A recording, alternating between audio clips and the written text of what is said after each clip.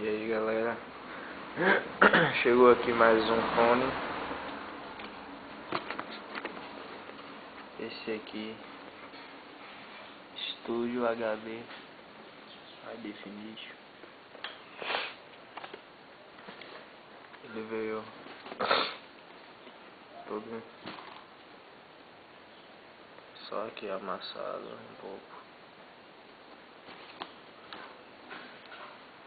Tá aí a caixa e o pacote.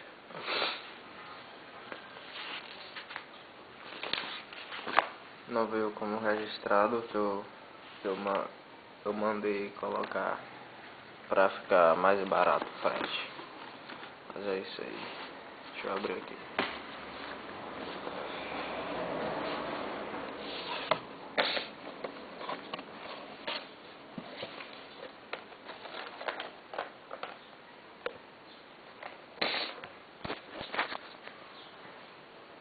Aí. O logo emborrachado aqui.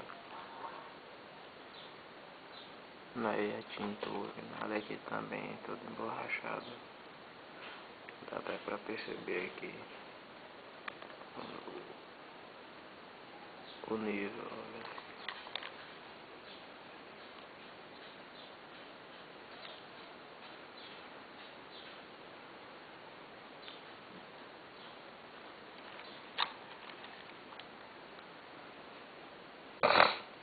Ele gira todo.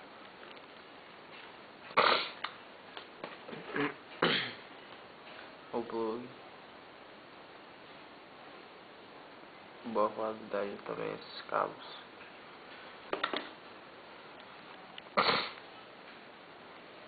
Pois é, galera.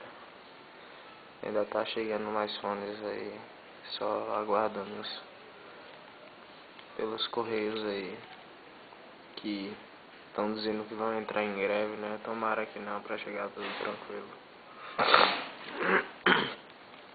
Nesse instante eu posto um vídeo testando eles. Mas eu acho que a qualidade vai ser igual do estúdio, do mini estúdio branco que eu peguei. Tem aí, quem quiser, só olhar aí no meu canal os vídeos que eu já postei, tem todos eles aí. Tá aí galera, valeu, abraço e fique na espera. Tchau, tchau.